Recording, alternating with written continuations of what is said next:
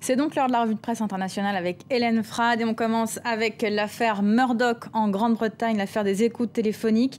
Le journal The Independent revient sur l'audition hier du Mania de la presse. Le journal qui consacre sa une à la réponse la plus importante qu'ait donnée hier Rupert Murdoch aux questions des parlementaires britanniques. Acceptez-vous de prendre une part de responsabilité dans ce fiasco, lui a-t-il été demandé. Il a répondu non. Rupert Murdoch, qui a tout de même accepté de jouer hier la carte de l'humilité, n'est pas responsable de l'espionnage pratiqué à l'échelle industrielle au sein de son groupe News Corp.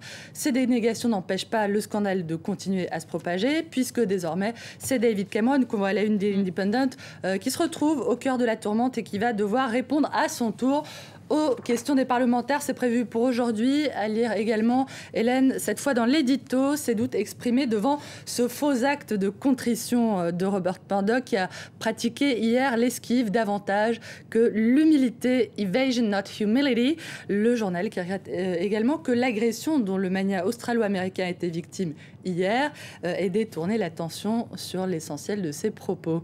Et effectivement, on en reparle ce matin à la une des quotidiens britanniques avec l'image de cette fameuse tarte de mousse à raser. La tarte qui fait la une du Daily Telegraph, la tarte à la mousse à raser qui fait aussi la une du Guardian, qui titre ce matin sur cette fameuse assiette Murdoch's Humble Pie, un jeu de mots assez intraduisible à voir donc effectivement avec les photos de cette tentative qui s'est déroulée en pleine audition parlementaire et à laquelle Rupert Murdoch a échappé in extremis grâce à la promptitude de son épouse bien-aimée Wendy Deng. Voilà pour le spectacle. Sur le fond, The Guardian évoque aussi ce matin une autre audition qui a eu lieu en même temps que celle de Rupert Murdoch et de son fils et qui a été en même temps du même coup un peu éclipsée dans les médias, l'audition des responsables de la police, parmi lesquels on retrouve John Yates, le numéro 2 de la police londonienne, qui a dû lui aussi démissionner et qui a reconnu hier que la police britannique avait bien eu connaissance des écoutes illégales dès 2007, qu'elle détenait la preuve de l'implication des cadres de News Corp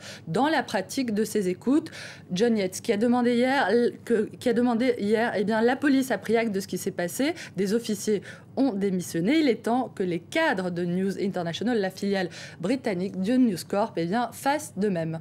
Et on sait que Rupert Murdoch possède aussi des journaux aux États-Unis et donc l'affaire aussi est traitée outre-Atlantique. Aux États-Unis, on n'est pas moins sévère à l'égard de Rupert Murdoch, à voir notamment du côté The Huffington Post. C'est assez clair en version originale. The willful blindness of Rupert Murdoch, l'aveuglement volontaire du patron de News Corp. Ou comment celui-ci s'est défendu en racontant que les écoutes ont été le fait de quelques brebis égarées, que personne au sommet du groupe n'est à blâmer, quelques employés sans foi ni loi un peu trop zélés ont certes dérapé, mais c'est tout un récit fictionnel selon The Huffington Post qui ressemble à ces histoires qu'on a racontées à propos d'Abu Ghraib, d'Enron, de WorldCom, de BP ou encore de Lehman Brothers. À voir, Hélène, toujours du côté américain, ce que dit de tout ça The Wall Street Journal, la propriété du groupe News Corp et qui prenait lundi la défense des tabloïds britanniques, on s'en souvient.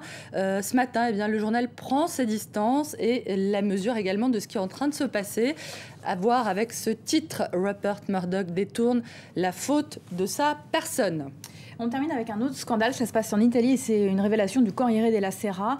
L'Italie aurait vendu des armes à l'armée libyenne alors que le début de l'intervention de l'OTAN était déjà là. Déjà commencé, Des révélations qui tombent plutôt très mal pour Silvio Berlusconi en pleine tourmente judiciaire, même si on ignore pour le moment qui est à mettre en cause dans cette affaire. Alors de quoi s'agit-il exactement, Hélène?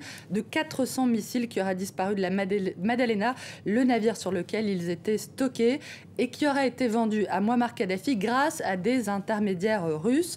Des révélations que le journal dit tenir des services de renseignement italiens. On n'en sait pas beaucoup plus pour le moment, mais effectivement, il pourrait s'agir là du début seulement d'un énorme scandale. Merci beaucoup, Hélène. C'était la revue de presse internationale. Restez avec nous sur France 24.